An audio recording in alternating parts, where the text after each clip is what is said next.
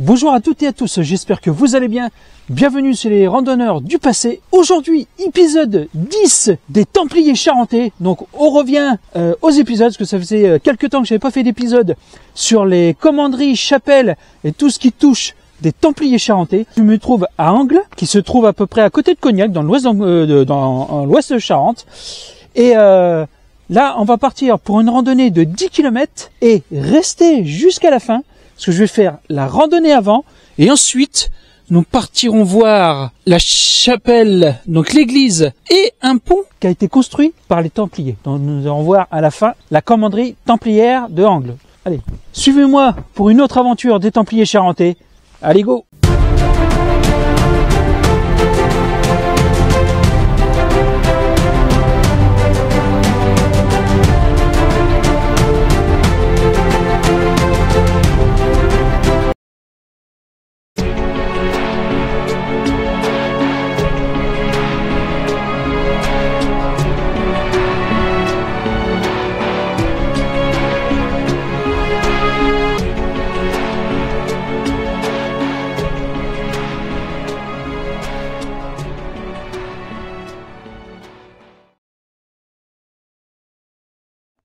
Alors aujourd'hui, comme vous pouvez le voir, on est le 3 mars, je crois, dimanche 3 mars. Et putain, il fait super beau. On a eu encore 15 jours, 3 semaines, que de la flotte, que de la flotte, que de la flotte. Et là, quand j'ai vu hier sur ma petite application de météo, moi je crois que c'est Météo Red, je crois que ça s'appelle. Et ben, quand j'ai vu que ça allait faire beau aujourd'hui, j'ai pas hésité à venir tourner une vidéo, parce que ça fait plaisir quand même. Puis bon, il fait frais, je crois qu'il fait 2 degrés, mais bon, c'est pas grave. Et c'est vraiment agréable. Allez, profitons-en tant qu'il fasse beau. J'essaierai de vous faire des belles images comme d'habitude. Et puis, allez, un peu raconter l'histoire de nos Templiers charentais. Bon, ça avance bien. Et si je voulais vous dire, comme d'habitude, je mettrai le tracé en description, comme d'habitude. Vous allez sur Vision Rando, vous cliquez sur la trace que je vous mettrai. Après, vous le téléchargez, vous pouvez avoir même sur l'application Vision Rando. Puis après, vous faites ce que vous voulez. Je vais vous dire aussi, attention quand vous ferez cette randonnée, en fait, le marquage, je crois on le voit pratiquement plus. Comme il a été fait il y a quelques années de ça, donc il est complètement effacé et on voit pas beaucoup, à part quelques moments, mais prenez soit l'application, ou faites comme moi, prenez carte papier. Donc faites attention, parce que celle-là, elle a été assez vieille, et puis ne vous perdez pas, quoi. Mais il n'y a pas de souci, quoi. Vous avez la carte après, ou l'application, il n'y a pas de souci. Allez, on continue.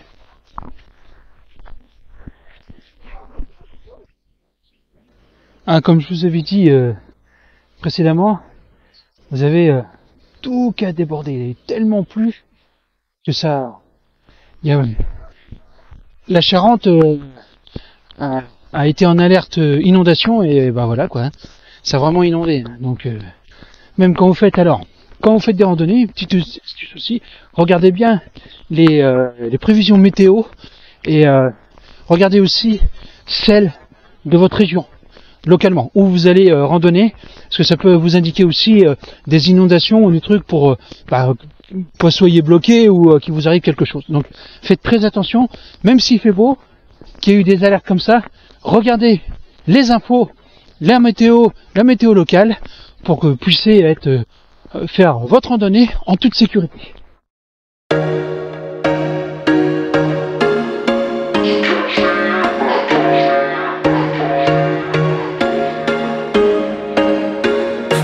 Once a day that I would pray for you. I'd go and misbehave just so you'd notice too. Sneaking looks up and down from across the room. And damn, what a hell of a view. I feel good, you look great, I like you, I can't wait. A first time, a first date. You're so fine, I'm so late. You sip wine, I drink straight. Don't waste time to my place. I feel my heart erase. So catch me if I fall.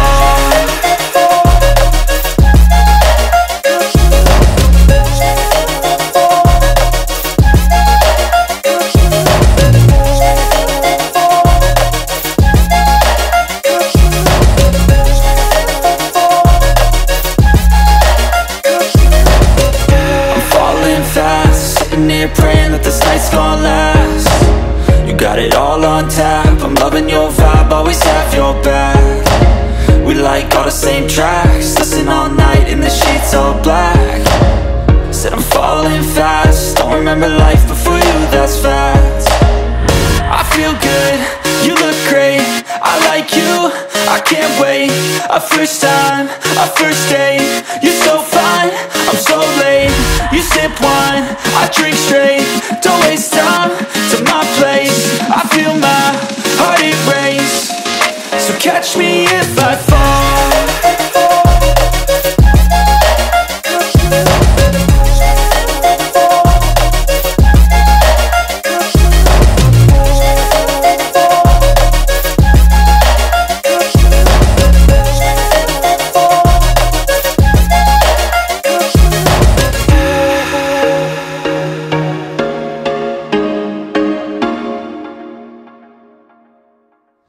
Bon, comme vous voyez, je suis en plein milieu des vignes du Cognac, parce qu'on est très près de Cognac, donc on est en plein milieu des vignes du Cognacé. Et j'ai mes petites notes, on va commencer à raconter la commanderie d'Angles.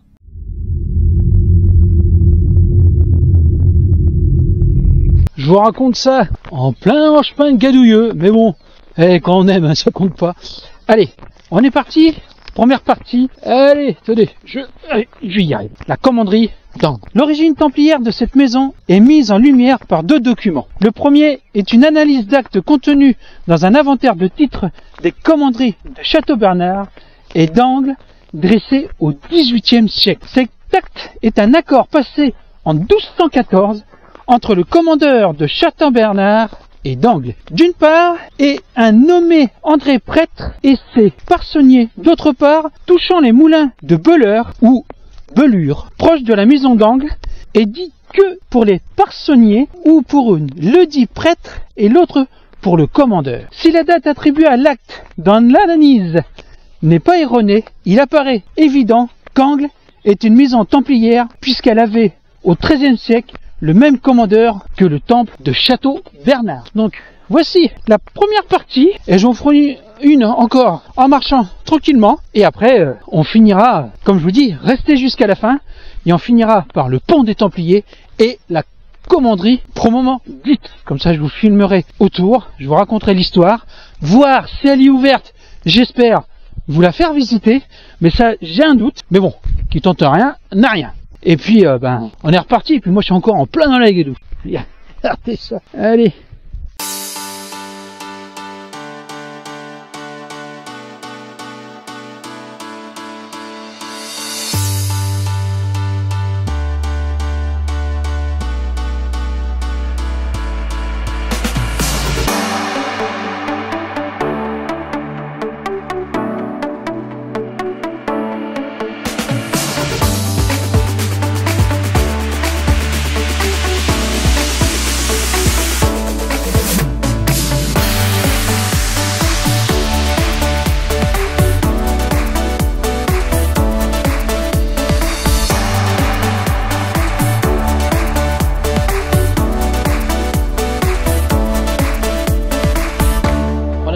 Très beau point de vue sur la région de Cognac, parce qu'on est juste à côté de Cognac.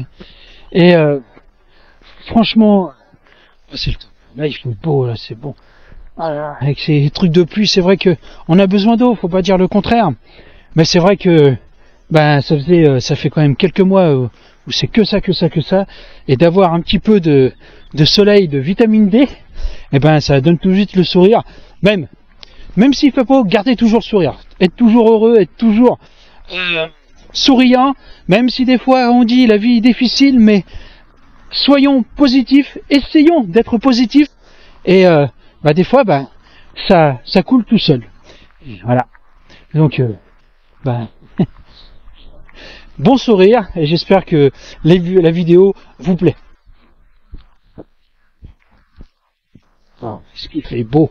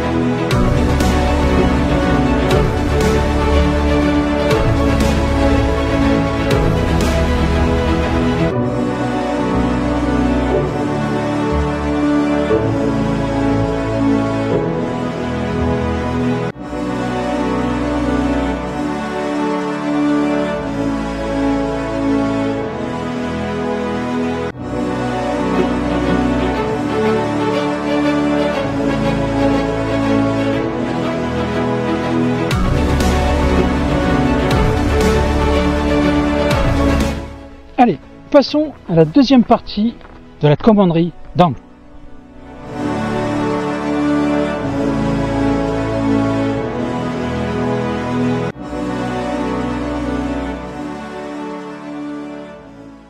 Alors, l'édifice, plus séduisant que celui de Château-Bernard, présente cependant bien des affinités avec ce monument. Ses dimensions paraissent sensiblement les mêmes. Il mesure à l'extérieur 18 mètres 96 et de longueur de 9 mètres de largeur. À l'intérieur de la chapelle, des cordons semblables en quart de rond servaient d'appui à la voûte dépourvue de doubleaux. Et une porte avait été partiellement aménagée au goutreau sud. Le chœur adhérent de la nef reçoit aussi son éclairage par un triplet dont les cintres retrouvent leur symétrie. Au cours des guerres anglaises, le bas de l'église a été profondément modifié par la construction d'une tourelle d'escalier. Bon, voici à peu près les caractéristiques de la commanderie. Et là, je me dirige, là c'est la dernière ligne droite, donc là je me dirige directement à la commanderie. Donc la troisième et dernière partie, je vous raconterai l'histoire du pont, ils ont construit un pont, et de la commanderie en elle-même. Allez. Et il fait toujours super beau.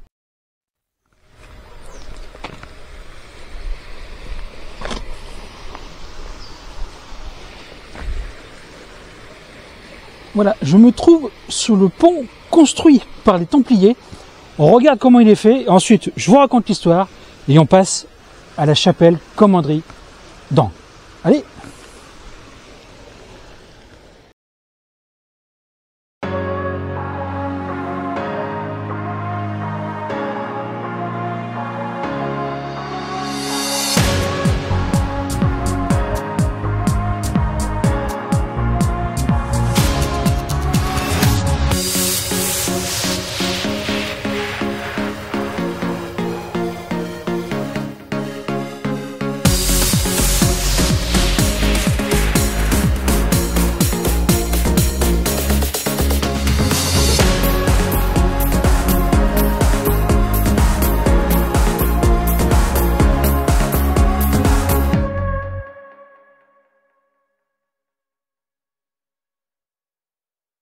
Donc vous voyez un petit peu pont, puis là on a peut-être un ancien moulin. Alors le pont des Templiers a été construit à peu près au XIIe siècle, 12e siècle, pratiquement en même temps que la chapelle. En fait, ce pont servait au transport, tout ça, et puis je crois que c'est le nez qui coule ici, était un petit peu plus important. Et si vous voulez aussi, ça permettait aux Templiers, s'il y avait une attaque ou il y avait quelque chose, ils pouvaient contrôler le pont. Donc si des voleurs ou une armée ou quelque chose voulait les attaquer, ce pont-là servait aussi de défense avant la commanderie. Donc maintenant, on passe directement à la chapelle commanderie proprement dite. C'est parti!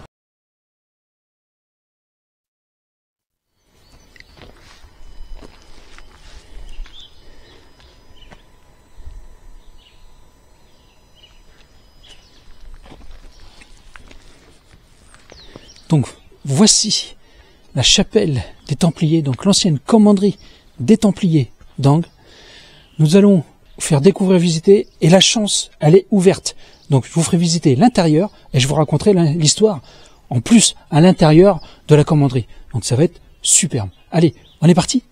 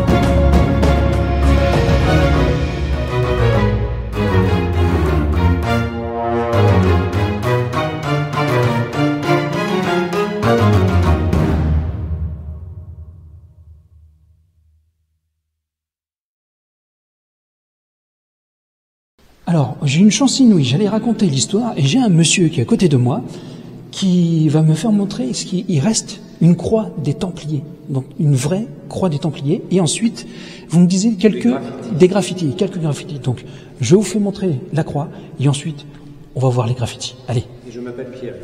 Alors, Pierre, Pierrick. Pierrick, enchanté Pierrick.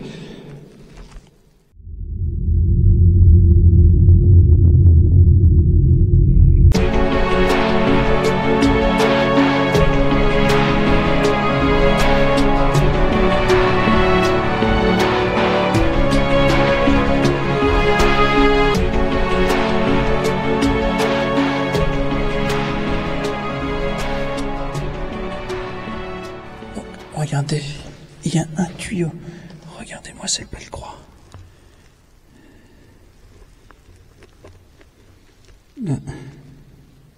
Elle est superbe. Voici les derniers vestiges des Templiers. Mais comme je vous disais dans une autre vidéo, les Templiers n'ont pas totalement disparu. Non. Alors là, on va aller... Monsieur Pierrick, on va aller voir les graffitis. Allez, c'est parti.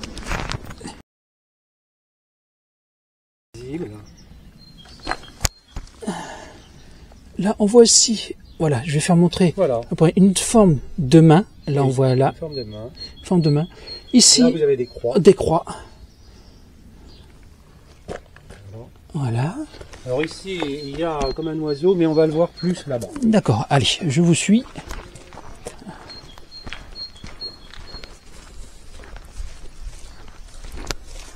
Je vais vous montrer celles qui sont apparentes après. Il y en a d'autres, hein, mais celles-ci, il y a un écusson ici.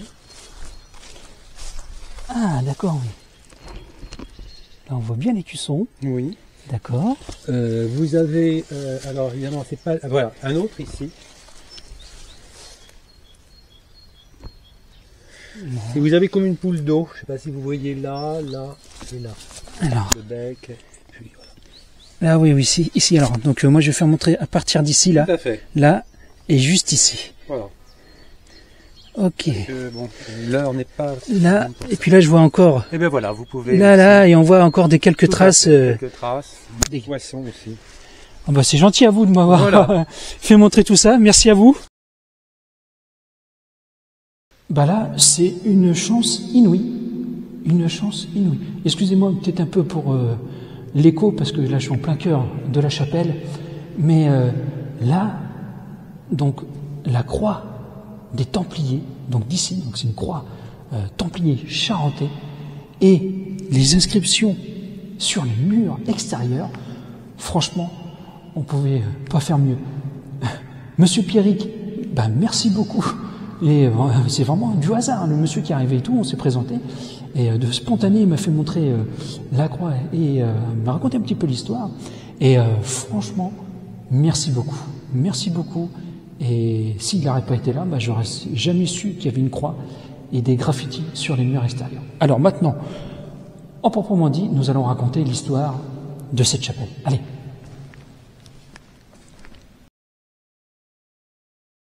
Alors, dans la première partie, je vous avais indiqué qu'il y avait deux documents. Si vous avez bien suivi, il y avait deux documents qui représentaient, qui dit l'attestation des Templiers ici. Et là, je vais vous lire le second document. Allez, le second document est un original daté du 1er septembre 1295, qui lève définitivement les doutes qui pourraient subsister à l'origine d'Angles. Il s'agit d'un acte que nous avons déjà cité à propos de Château-Bernard, mentionnant la vente du moulin de Beaulieu situé sur la rive du Nez. Au templier Hugues de Narzac, Hugo de Nargat, alors commandeur de Château-Bernard et d'Angles, Tonc Temporis Venerabilis Perceptori de Castro-Bernard de Bernardi et de Anglis, ça là, mon latin, excusez-moi, outre qu'il permet d'attribuer de façon certaine la fondation de la commanderie au temple. Ce document montre que dès la fin du XVIIIe siècle, et bien avant, si l'analyse de l'acte précédent est correctement datée, la maison d'Angles était rattachée à Château-Bernard, comme elle sera pendant la période hospitalière, probablement parce que ses revenus étaient trop modestes pour suffire à l'entretien d'un commandeur et de ses compagnons. La chapelle, unique vestige de la commanderie, se dresse aujourd'hui au centre d'une petite place plantée d'arbres.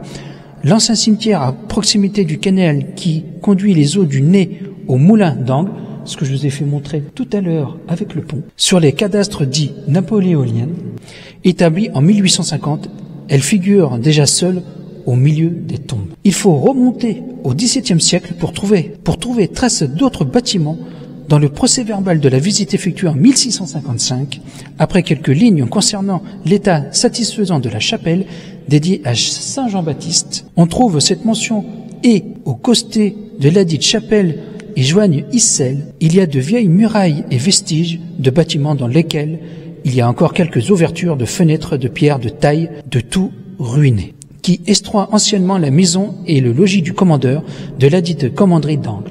Ainsi, au milieu du XVIIe siècle, le logis du commandeur et les autres édifices de la maison étaient déjà ruinés, et ceci vraisemblablement depuis la guerre de religion.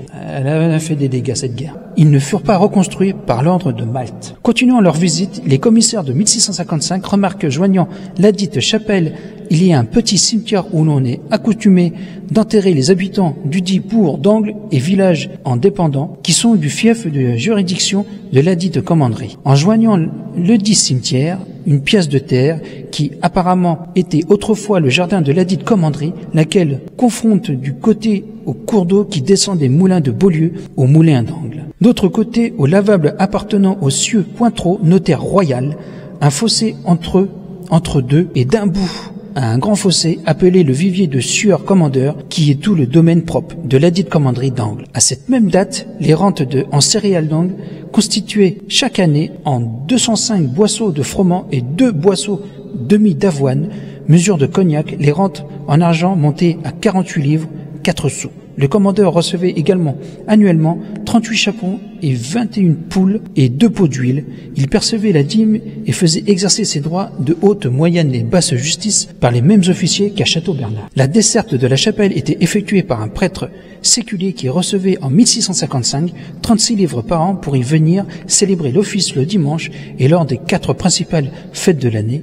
En 1718, il en coûtait 200 livres par an au prieur d'Aquitaine pour maintenir le service religieux à Angles. Le procès-verbaux de la visite du XVIIIe siècle indique que, si parfois quelques vitres manquent, la chapelle demeure solide et bien couverte.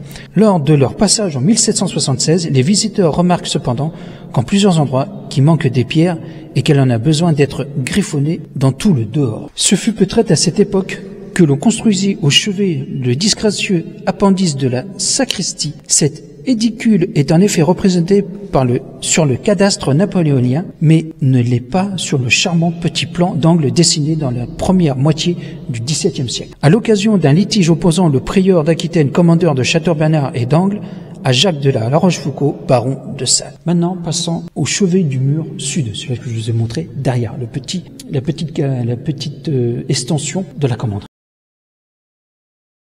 Telle qu'elle se présente aujourd'hui, la chapelle est un édifice rectangulaire d'environ 19 mètres de longueur et 9 mètres de largeur à l'extérieur. Bâti en pierre de taille de moyenne appareil sur lesquelles on distingue encore les marques de laillage en diagonale, les joints sont peu épais. Les murs gouttereaux sont épaulés par 3 contreforts saillants, ceux des extrémités englobant les angles de l'édifice en se perdant au retour dans la maçonnerie, sans décrochement. La façade et le chevet offrent donc un mur plan. Entre ces contreforts, des modillons à profil de cavé, tout semblable, soutiennent lentablement un larmier coupe à mi-hauteur mur gouttereau et mur de façade. Au sommet de celui-ci, les rampants du pignon s'interrompent pour laisser place à un petit clocher mur percé d'une ouverture. Le portail en est plein cintre, sans aucune moulure.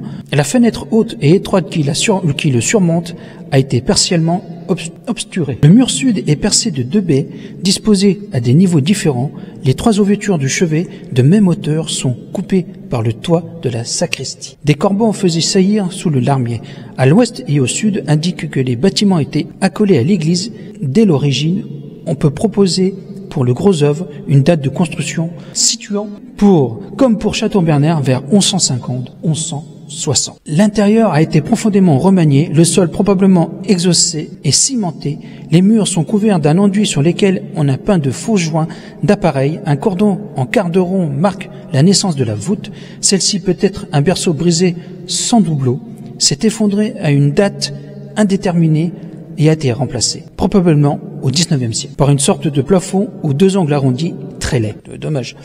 De l'extérieur, l'ensemble dégage une impression de sobriété, d'austérité, même si le dépouillement est un des traits caractéristiques des constructions de l'ordre, en Saintonge comme ailleurs. On ne peut en dire autant de plans rectangulaires ou de chevets plats et de son triplet. Par exemple, particularité architecturale, on le retrouve fréquemment dans les églises de la région, sans que celle-ci ait un rapport quelconque avec le temps. Il faut donc, dans ce domaine, se garder des déductions hâtives. Et on termine. La façade n'est guère différente, car aucune séparation ne marque ses registres. Au-dessus du portail non revêtu culture, s'élève une fenêtre fortement allongée et, selon la coutume, le clocher arcade est une seule baie couronne le pignon. Cette chapelle était réservée à l'usage des Templiers. Le clergé de salle d'angle assurait le service paroissial. Toutefois, les inhumations avaient eu lieu dans leur cimetière. L'église est actuellement à la célébration du culte. Près de l'édifice, Monsieur Origène signale la fosse du Templier, seul vestige bien modeste pouvant confirmer de nos jours le souvenir de cette commande. Donc voici l'histoire un peu longue mais intéressante de ce lieu qui subsiste encore. Et quand je vous ai dit, on a vu la croix templière et ça n'a pas. Donc, moi, je vous dis, c'est la fin de cette vidéo.